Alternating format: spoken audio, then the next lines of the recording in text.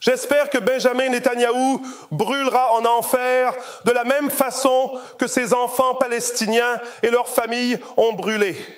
J'espère que lui, ses généraux et le gouvernement d'extrême droite en Israël, quand leur Dieu les amènera enfin à la place qu'ils méritent, ils brûleront en enfer. Le peuple irlandais dit: nous reconnaissons la Palestine. Nous reconnaissons qu'ils sont des êtres humains comme chacun de nous. Honte à Israël, honte à ce qu'ils ont fait, et cela ne sera jamais oublié. Les amis, depuis le début du conflit à Gaza, l'Iran s'est imposé en Occident comme l'un des plus fervents soutiens au peuple palestinien. Elle n'hésite pas à condamner ouvertement les atrocités commises par le régime de Benjamin Netanyahou. Au mois de mai 2024, à l'instar de l'Espagne, l'Iran a officiellement reconnu l'État de Palestine. Une décision historique qui vise à reconnaître le droit du peuple palestinien à disposer d'un État souverain, conformément au principe de l'autodétermination des peuples inscrit dans la Charte des Nations Unies. L'Iran avait également soutenu la procédure lancée par l'Afrique du Sud devant la Cour internationale de justice accusant Israël de génocide dans la bande de Gaza. Mais le point le plus culminant est arrivé en novembre dernier lorsque la Cour pénale internationale a émis des mandats d'arrêt contre Benjamin Netanyahou pour crimes de guerre et crimes contre l'humanité. Le premier ministre irlandais Simon Harris a déclaré que l'Irlande, en tant que membre de la Cour pénale internationale, arrêterait Netanyahou s'il venait à entrer sur son territoire. Il a également affirmé que son pays soutenait les tribunaux internationaux et appliquerait leur mandat d'arrêt. Les actions de l'Irlande se sont même prolongées aux députés irlandais qui ont abondamment critiqué les atrocités commises par le régime de Netanyahou. Dans les extraits qui vont suivre, vous allez voir tout l'humanisme et la ferveur avec laquelle ces députés irlandais, en plein parlement, dénoncent et fustigent les crimes de guerre commis par Israël à Gaza. Je vous laisse maintenant écouter. Quand vous regardez les photographies, les images et les vidéos qui viennent de là, et que vous entendez les cris des gens hurler alors que le gouvernement israélien a brûlé vivants des hommes, des femmes et des enfants, ils les ont brûlés vivants. Et le monde reste là, tandis que 15 000 enfants sont massacrés, 35 000 hommes, femmes et enfants. C'est incroyable, le génocide qui se passe. Un enfant sans tête. Un enfant sans tête. Et le gouvernement israélien dit que c'est une erreur. Une erreur. J'espère que Benjamin Netanyahou brûlera en enfer de la même façon que ses enfants palestiniens et leurs familles ont brûlé. J'espère que lui, ses généraux et le gouvernement d'extrême droite en Israël, quand leur Dieu les amènera enfin à la place qu'ils méritent, ils brûleront en enfer. Parce que ce qui se passe maintenant, non seulement c'est de l'apartheid, non seulement c'est une atrocité et un crime de guerre, c'est juste horrible ce qu'ils font. Où est leur âme? Où est l'âme du peuple israélien qui permet à leur gouvernement de faire ça aux enfants? Où est leur humanité?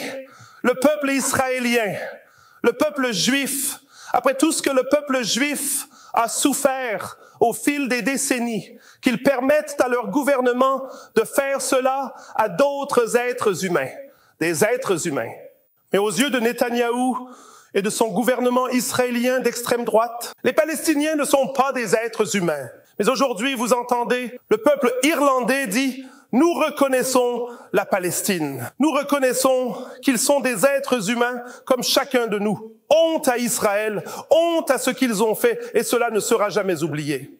J'ai une simple question pour vous. Combien de civils palestiniens innocents, hommes, femmes et enfants, Israël doit-il massacrer?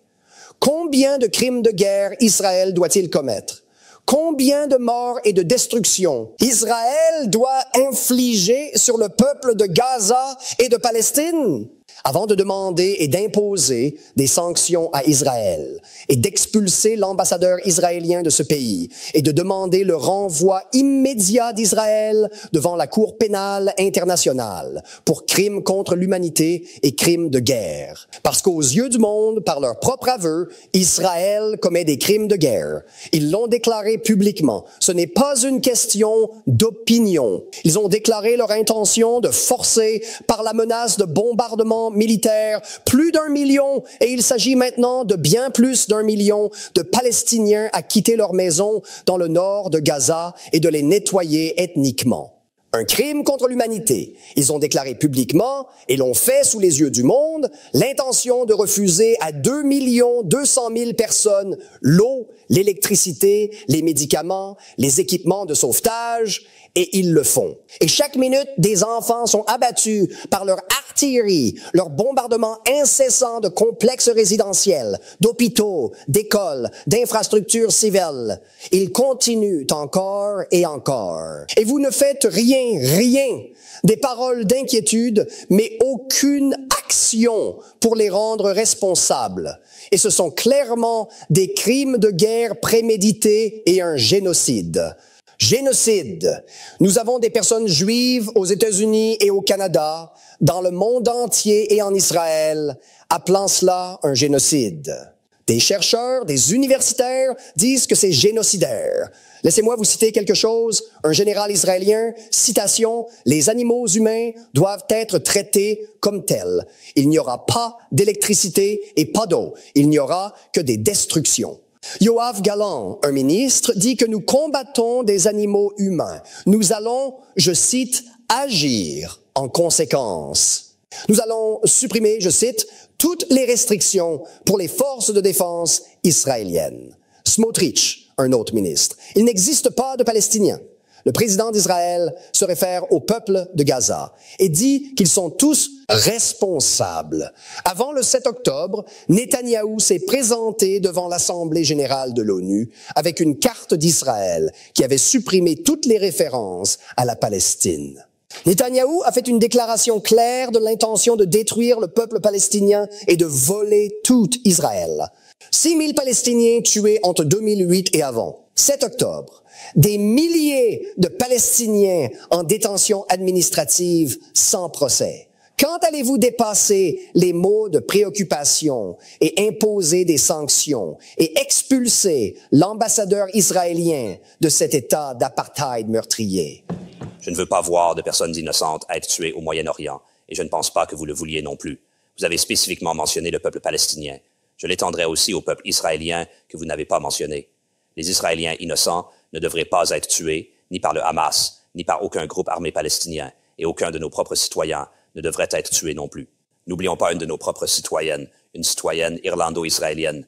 Sa mère vient du comté de Liège, a parlé à la famille. Elle a été tuée par le Hamas il y a 2 semaines, et nous avons de grandes craintes pour elle. En ce qui concerne les sanctions, nous agissons toujours de manière multilatérale. Des sanctions imposées individuellement ne sont pas efficaces. Elles n'apporteraient aucun bénéfice aux Palestiniens. Elles pourraient même nous causer un certain tort. Les sanctions ne sont efficaces que lorsqu'elles sont imposées multilatéralement, par les États agissant ensemble. En ce qui concerne l'ambassadeur, nous n'avons pas l'intention d'expulser d'ambassadeur. Nous n'avons pas expulsé l'ambassadeur russe. Et je ne pense pas qu'il y ait quelqu'un dans cette assemblée qui ait été aussi solidaire de l'Ukraine.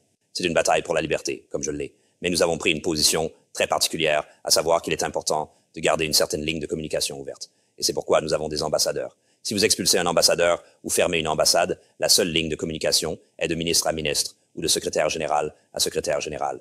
Et c'est si vous pouvez même obtenir un coup de téléphone. Nous avons des citoyens en Palestine, nous avons des citoyens en Israël, nous avons des citoyens en Russie. Il est important que nous puissions garder ces lignes de communication ouvertes. Cela ne sert à rien de les fermer. Même les pays en guerre, les uns avec les autres, ont des ambassadeurs.